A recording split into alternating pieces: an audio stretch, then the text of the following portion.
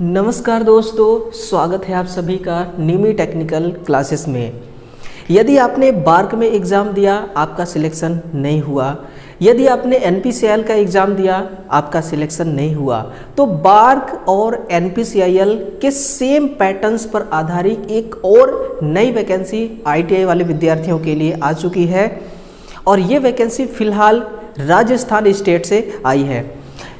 ये वैकेंसी देखिए है CSIR यानी कि सेंट्रल साइंस रिसर्च इंस्टीट्यूट, जो कि राजस्थान में जो एक झुंझुनू जिला है ना, वहीं पर इसका हेडक्वार्टर है। वहीं पर आपको पोस्टिंग भी मिलेगी और वहीं से इस वैकेंसी को रिलीज़ की गई है ना। देखिए, ये जो वैकेंसी है पूरी तरह से गवर्नमेंट ऑफ इंडिया की वैकेंसी है और सेंट्रल गवर्नमेंट के अधीन ये वैकेंसी आती है। यदि आपका इसमें जॉब लग जाती है तो सेंट्रल गवर्नमेंट के कर्मचारी कहलाएंगे।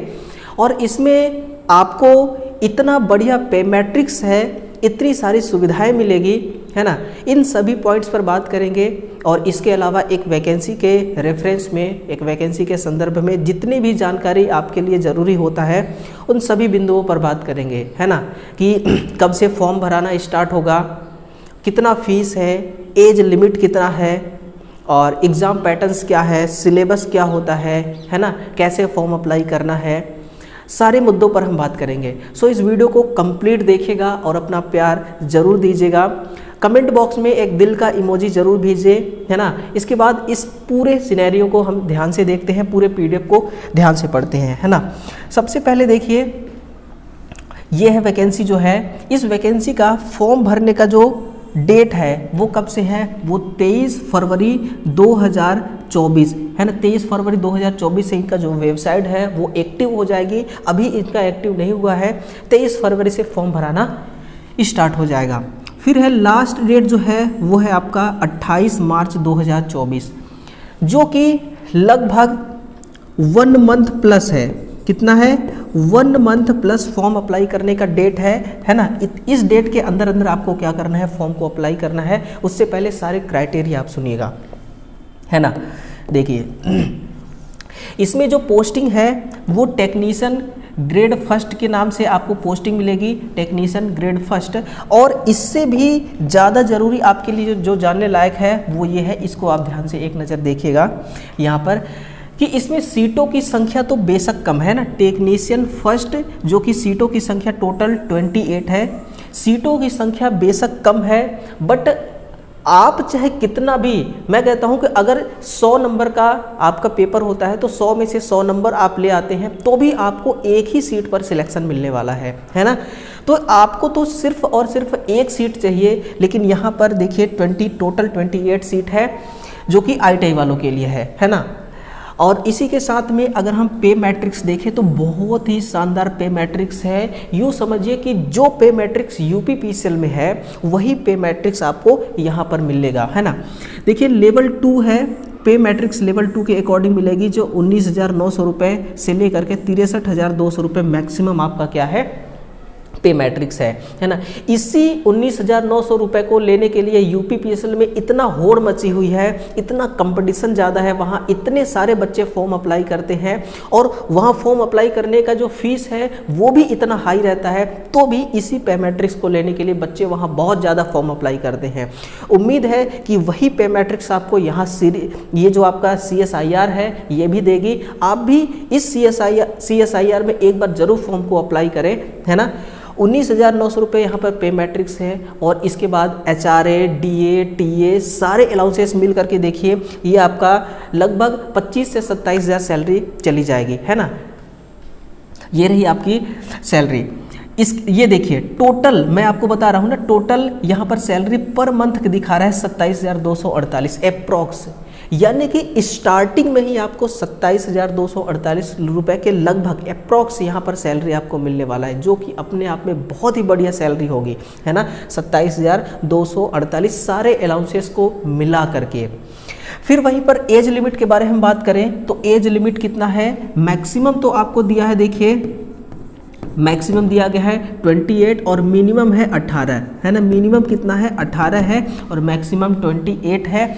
ये देखिए किसके लिए होता है, हमेशा अनरिजर्व कोटा के विद्यार्थियों के लिए होता है ना। और जैसा कि आप सभी को पता है, अगर आप एसटी या एससी से आते हैं तो 5 ईयर का आपको रिलैक्सेशन मिलेगा, और अगर आप ओबीसी नॉन क्रिमिलेयर से आते हैं तो 3 ईयर्स का आपको एज में रिलैक्सेशन मिलेगा, जैसा कि हर वैकेंसी में मिलता है ना। तो आप अपने कोटे का जो रिलैक्सेशन मिलता है उसको और प्लस 28 इसको मिला करके आप अपना एज लिमिट देख लीजिएगा और फॉर्म को ज़रूर अप्लाई करिएगा, है ना। तो ये पूरा सिनेरियो है, देखिए यही मेन पार्ट होता है एक किसी वैकेंसी का। इसके बाद आगे देखते हैं थोड़ा सा, ये रहा आपका कि टोटल वैकेंसी जो है 28 पदों पर, तो किसके लिए कितना है ना। Technician grade first total post है आईटीआई वालों के लिए, इलेक्ट्रीशियन ट्रेड वालों के लिए 10 पदों पर, है ना। अनरिजर्व के लिए 3 है, एससी के लिए 2 है, एसटी के लिए 2 है, ओबीसी के लिए 2 है और ईडब्ल्यूएस के लिए 1 सीट पर वैकेंसी है ना। मैं आपको बताऊं कि आप अगर एससी कैटेगरी के अंतर्गत आते हैं और 2 पदों पर यहाँ पर आपके लिए वैकेंसी है, तो आपको मौका कितने पदों पर यहाँ पर मिलेगा, चांस आपको 5 पदों पर मिलेगा, है ना। लेकिन आपको यहाँ पर टॉप करना होगा। अगर आप एसटी के हैं तो भी आपको 5, ओबीसी के हैं तो भी आपको 5 और ईडब्ल्यूएस के हैं तो आपको 4 पोस्ट पर यहाँ पर मौका मिलता है, 4 पदों पर, ठीक है ना। तो ये है, देखिए इसके बाद हम एसेंशियल क्वालिफिकेशन के बारे में बात करते हैं, जो कि बहुत ज़रूरी है। एसेंशियल क्वालिफिकेशन क्या क्या सर्टिफिकेट मांगा गया है, आपको यहाँ पर 3 चांस दिया गया है ना। 3 चांस क्या क्या है, सबसे पहला आपको यहाँ पर बोला गया है कि एसएससी 10th यानी कि आपके पास 10th का सर्टिफिकेट हो और आपके पास हो आईटीआई का सर्टिफिकेट, है ना। आईटीआई का, चाहे वो एनसीबीटी हो चाहे वो एससीबीटी से आपने आईटीआई किया हो, कोई दिक्कत नहीं है, 10th प्लस आईटीआई। लेकिन जो 10th का सर्टिफिकेट है उसमें साइंस सब्जेक्ट होना बहुत ज़्यादा ज़रूरी है, क्योंकि ये जो वैकेंसी है ये साइंस रिसर्च, साइंस के बारे में रिसर्च करती है वो इंस्टीट्यूट है ना। तो साइंस सब्जेक्ट 10th में होना कंपलसरी है और विद मिनिमम परसेंटेज 55%, है ना। यानी कि एग्रीगेट परसेंट की बात यहाँ पर कर रहा है, ऐसा नहीं कि आपका साइंस सब्जेक्ट में 55% हो, यहाँ टोटल 10th के सर्टिफिकेट में आपका 55% है और आईटीआई है तो आप इसके लिए एलिजिबल हो जाएंगे। अगर ये नहीं है क्वालिफिकेशन आपके लिए आपके पास, तो आपके पास और क्या होना चाहिए, 10th होना चाहिए, है ना, प्लस आपके पास अप्रेंटिसशिप होना चाहिए, प्लस आपके पास क्या होना चाहिए, अप्रेंटिसशिप। देखिए यहाँ बोल रहा है 2 ईयर का फुल टाइम एक्सपीरियंस अप्रेंटिस, है ना। तो 2 साल का अप्रेंटिस होना चाहिए इलेक्ट्रीशियन ट्रेड से। अगर आप इलेक्ट्रीशियन ट्रेड के लिए भरेंगे तो इलेक्ट्रीशियन से, फिटर के लिए भरेंगे तो फिटर के लिए।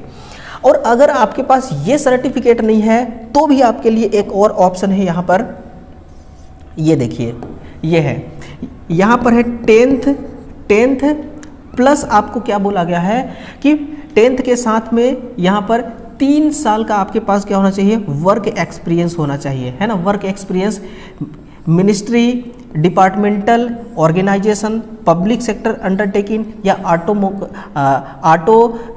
Autonomous body under government of India या स्टेट, है ना। यहाँ से आपका 3 साल का क्या होना चाहिए, वर्क एक्सपीरियंस होना चाहिए। आईटीआई बेशक ना हो, और वो वर्क एक्सपीरियंस आपका किसका होना चाहिए, वो इलेक्ट्रीशियन क्षेत्र का ही होना चाहिए, विद्युत के क्षेत्र का ही होना चाहिए, तो भी आप एलिजिबल हो जाएंगे। तो 3 मौका यहाँ पर आपको मिल रहा है। इसके बाद देखिए आपको यहाँ पर जॉब प्रोफाइल दिया गया है कि आपको रिपेयरिंग का काम करना पड़ सकता है, मेंटेनेंस का, इलेक्ट्रिकल इंस्टॉलेशन का, है ना, ये सारे काम करने पड़ सकते हैं। Electrical control, workshop machine, water pump, starter control, operation and maintenance, switch gear, LT, ST, overhead line में काम करना पड़ सकता है। Technical support, electrical division of the institute. यानी कि ये तो आपका जॉब प्रोफाइल हो गया। और जॉब प्रोफाइल तो देखिए आपको जानना तो ज़रूरी है, बट इससे पहले क्या आपको लेना है, इससे पहले आपको सिलेक्शन लेना है ना, वो ज़्यादा ज़रूरी है। फिर देखिए फिटर के लिए भी यहाँ पर के इलेक्ट्रॉनिक मैकेनिक के लिए भी यहाँ पर पोस्ट है, कोपा के लिए भी है ना। फिटर के लिए नहीं है, फिटर के लिए यहाँ पर नहीं है। इलेक्ट्रीशियन हो गया आपका, इलेक्ट्रॉनिक मैकेनिक हो गया, कोपा हो गया, फिर ये है आपका एयर कंडीशन वाला, वेल्डर के लिए भी है ना। बस इतने, फिटर के लिए यहाँ पर वैकेंसी नहीं है। इसके बाद सबसे अहम हिस्सा आता है आपका सिलेक्शन प्रोसेस। क्या सिलेक्शन प्रोसेस रहने वाला है? बिल्कुल दोस्तों, जैसा आपका बार्क में सिलेक्शन प्रोसेस होता है, जी हाँ, बार्क में और NPCIL में उससे थोड़ा सा अलग है ना, उसका थोड़ा सा अपोजिट है। अपोजिट इसमें क्या है कि सबसे पहले देखिए यहाँ पर एक स्क्रीनिंग कमेटी ये बिठाएंगे और वो स्क्रीनिंग कमेटी क्या करेगा, आपका ट्रेड टेस्ट लेगा। बाकी बार्क में क्या होता है, पहला आपका CBT एग्ज़ाम होगा, इसके बाद ट्रेड टेस्ट होता है, लेकिन इसमें पहले ही ट्रेड टेस्ट होगा और ट्रेड टेस्ट केवल क्वालिफाई है। किस नेचर का होने वाला है trade test? Only qualify nature का होगा। और जब आप इसमें पास हो जाएंगे यानी कि क्वालिफाई हो जाएंगे, तब आप कम्पिटिटिव रिटन एग्ज़ाम दे पाएंगे, है ना। तो कम्पिटिटिव रिटन एग्ज़ाम तभी आप दे पाएंगे जब आप ट्रेड टेस्ट में क्वालिफाई होंगे। तो थोड़ा सा अपोजिट है, बट इसके बाद देखिए, इसके बाद जो मोड ऑफ एग्जामिनेशन है ये बिल्कुल बार्क और NPCIL के जैसा है ना, बार्क और NPCIL के जैसा है। यहाँ पर 3 स्टेज में आपका एग्ज़ाम होगा, पेपर फर्स्ट, सेकेंड और पेपर थर्ड। कितने पेपर होंगे? 3 पेपर होंगे। ध्यान से सुनिए, तीनों पेपर एक ही दिन होंगे और एक ही टाइम पे होंगे। यदि पेपर फर्स्ट के लिए जितना भी समय होगा, 1 घंटा 1.5 घंटा, वो आगे हम बात करेंगे। अगर 1 घंटे का समय पेपर फर्स्ट के लिए है और मान लीजिए कि पेपर फर्स्ट आपने 30 मिनट में ही कंप्लीट कर लिया, है ना, तो पेपर सेकेंड का टाइम तभी चालू होगा जब पेपर फर्स्ट का टाइम आउट होगा, यानी पेपर फर्स्ट का टाइम खत्म होगा, है ना। तो टाइम को भी यहाँ पर ध्यान आपको देना है, paper first, second, third. Paper first only qualify होगा, केवल और केवल क्वालिफाई आपको करना है। जो फाइनल मेरिट लिस्ट बनेगा वो आपका पेपर सेकेंड और थर्ड से बनने वाला है। हम नेगेटिव मार्क की बात करेंगे कि पेपर फर्स्ट में है नेगेटिव, या पेपर सेकेंड में है, या पेपर थर्ड में किस में नेगेटिव मार्क है, उस पर भी हम बात करेंगे। तो ये रहा आपका पेपर फर्स्ट, सेकेंड और थर्ड की बात। सबसे पहले देखिए मोड ऑफ एग्जामिनेशन में कि आपका देखिए यहाँ पर क्या है, किस स्टैंडर्ड का क्वेश्चन पूछा जाएगा?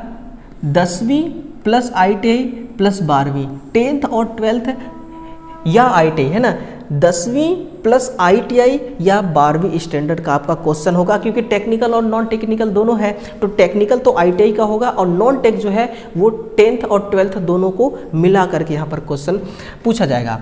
टोटल नंबर ऑफ क्वेश्चन है 150, है ना। 2 घंटा 30 मिनट का समय मिल रहा है, यानी कि 150 मिनट का, है ना। कितना? 150 मिनट का समय यहाँ पर मिल रहा है एक क्वेश्चन को सॉल्व करने के लिए 1 मिनट, जो कि अपने आप में बहुत बढ़िया है। वरना एक क्वेश्चन को सॉल्व करने के लिए 40 से 45 सेकंड से ज़्यादा टाइम नहीं दिया जाता है आजकल के कंपटीशन एग्जाम में, है ना। तो इसमें इतना टाइम है, इसका मतलब कि सब ठीक है, इतने टाइम में हल हो सकता है। अब देखिए पेपर फर्स्ट जो है 1 घंटा अलॉट किया गया है टाइम। इसमें मेंटल एबिलिटी टेस्ट यानी कि भाई रीजनिंग के टोटल 50 क्वेश्चन होंगे, टोटल 50 क्वेश्चन होंगे और हर क्वेश्चन कितने का होगा? हर क्वेश्चन 2 नंबर का होगा, है ना। हर क्वेश्चन 2 नंबर का होगा और 2 marks for every correct answer, 3 will be no negative mark, there will be no negative mark, यानी कि पेपर फर्स्ट में कोई नेगेटिव मार्क नहीं है, केवल क्वालिफाई नेचर का है। आपका फाइनल मेरिट लिस्ट जो बनेगा उसका नंबर पेपर फर्स्ट द्वारा जो आप प्राप्त करेंगे उसमें वो नहीं ऐड होने वाला है ना। तो ये आप सुन लीजिए, मेंटल एबिलिटी 50 क्वेश्चन, हर क्वेश्चन के लिए 2 नंबर मिलेंगे और नो नेगेटिव मार्क, है ना। ये केवल और केवल क्वालिफाई होगा। फिर जो आपका पेपर सेकेंड है, इसके लिए टाइम कितना अलॉट किया गया है? 30 मिनट। सबसे टफ ना यही पेपर सेकेंड ही आपका होने वाला है, क्योंकि समय का मारामारी यहाँ पर बहुत ज़्यादा है। जनरल अवेयरनेस देखिए 25 क्वेश्चन पूछा जाएगा और हर क्वेश्चन 3 नंबर का रहने वाला है और 1 नंबर का नेगेटिव मार्क रहेगा, है ना। फिर साथ में है इंग्लिश लैंग्वेज में, यानी कि इंग्लिश का क्वेश्चन टोटल 25 पूछा जाएगा। ये भी एक क्वेश्चन 3 नंबर का, -1 नेगेटिव मार्क। तो नेगेटिव मार्क आपको जरूर ध्यान रखना है ना। आंख बंद करके टिक नहीं लगाना है। देखिए कई बार ऐसा होता है ना कि जब लास्ट स्टेज पे आप जाते हैं, यानी कि लास्ट में जब आपका टाइम ख़त्म होने वाला रहता है, उस टाइम क्या करते हैं कई सारे बच्चे ये गलतियाँ करते हैं कि क्वेश्चन का आंसर उनको पता नहीं रहता, फिर भी वो टिक करके जाते हैं। उनका एक ही एक ही उनका लक्ष्य होता है कि भाई किसी भी क्वेश्चन को छोड़ना नहीं हमें, है ना, बेशक वो आंसर उस क्वेश्चन का हमें पता हो या ना हो। तो ऐसा आप बिल्कुल मत करिए, क्योंकि नेगेटिव मार्क है, सही नंबर में से आपका नंबर माइनस हो जाएगा, सही क्वेश्चन में से, है ना। यह है।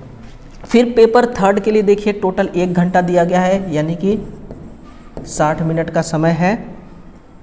कॉन्सर्ड सब्जेक्ट यानी कि आपका वही ITI ट्रेड से क्वेश्चन पूछा जाएगा, वही आपका ITI यानी कि ट्रेड से क्वेश्चन पूछा जाएगा, और टोटल 50 क्वेश्चन पूछा जाएगा, है ना। हर क्वेश्चन 3 नंबर का होगा, यहाँ भी 1 नंबर का नेगेटिव मार्क है, ठीक है। तो ये 3 स्टेज पर आपका एग्ज़ाम होना है, ठीक। और इसके बाद एज लिमिट के बारे में मैंने बता ही दिया, और इसमें कौन कौन से अलाउंसेस मिलेंगे आपको, कौन कौन सी बेनिफिट मिलेगी, हो गया DA हो गया, TA हो गया, HRA हो गया, है ना। ये सारे अलाउंसेस आपको यहाँ पर मिलने वाला है। फिर फीस के बारे में हम थोड़ा सा देख लेते हैं। उससे पहले ये देखिए, ये आपका वेबसाइट है, यानी कि ये इनका वेबसाइट है। इस वेबसाइट से आप क्या कर सकते हैं, फॉर्म को अप्लाई कर सकते हैं। ये रही वेबसाइट, ये वेबसाइट है ना, ये वेबसाइट है, ये तीनों एक ही वेबसाइट है। इस वेबसाइट के माध्यम से आप स्वयं फॉर्म को अप्लाई कर सकते हैं, और फॉर्म अप्लाई करने का जो फीस है वो मात्र और मात्र कितना है, 100 रुपये है ना। ओनली 100 रुपये फीस है। फॉर्म को आप ज़रूर अप्लाई कीजिए, और आप किसी भी स्टेट से हैं फॉर्म को अप्लाई आप कर सकते हैं, कोई दिक्कत नहीं होगा, है ना। इसमें इसी प्रकार का कोई बाउंडेशन नहीं है कि भाई आप राजस्थान के अलावा अदर स्टेट से हैं तो आपको फॉर्म नहीं भरने का मौका मिलेगा। फॉर्म अप्लाई कर सकते हैं, फीस भी यहाँ पर बहुत ही कम है ना। बाकी देखिए डॉक्यूमेंट्स आपको क्या क्या, किस किस डॉक्यूमेंट्स की ज़रूरत पड़ेगी। सबसे पहले 10th का सर्टिफिकेट चाहिए, है ना, 10th का सर्टिफिकेट चाहिए। फिर इंटरमीडिएट 12th सर्टिफिकेट, मार्कशीट नहीं, ये नहीं चाहिए। ग्रेजुएशन से आप भरेंगे नहीं, है ना, तो ये तो पोस्ट ग्रेजुएट, ग्रेजुएट ये नहीं चाहिए।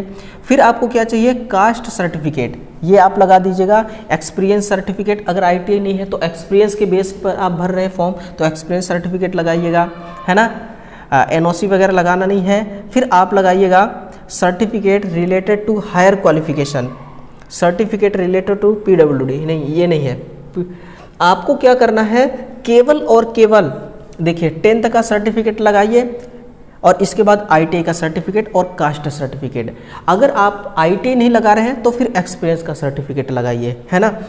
अगर अप्रेंटिस के हिसाब से फॉर्म अप्लाई करेंगे तो 2 साल का अप्रेंटिस होना चाहिए, और अगर आप वर्क एक्सपीरियंस के हिसाब से लगाएंगे तो फिर 3 साल का वर्क एक्सपीरियंस होना चाहिए, है ना। तो यही है फिलहाल देखिए इस वैकेंसी का टोटल सिनेरियो, और मोटा मोटा सभी इन्फॉर्मेशन आप तक पहुंच चुके हैं। एक वैकेंसी के रिगार्डिंग जितना भी इन्फॉर्मेशन एक स्टूडेंट्स को चाहिए वो सारा इन्फॉर्मेशन आप तक पहुंच चुका है। सो इस वीडियो को आपने कंप्लीट देखा, इसके लिए बहुत बहुत धन्यवाद। और इस वीडियो को अब दबा के आप शेयर भी कीजिए, है ना। और इसी प्रकार का न्यूज़, नोटिफिकेशन और क्लास पाने के लिए, है ना, ITI की तैयारी करने के लिए, चाहे वो किसी भी कंपटीशन एग्ज़ाम की हो, तो उसके लिए चैनल को आप ज़रूर सब्सक्राइब कीजिएगा और वीडियो को एक थम्स अप जरूर कीजिएगा। मिलते हैं नए सेशन में, तब तक के लिए आपका दिल से बहुत बहुत धन्यवाद। Thank you.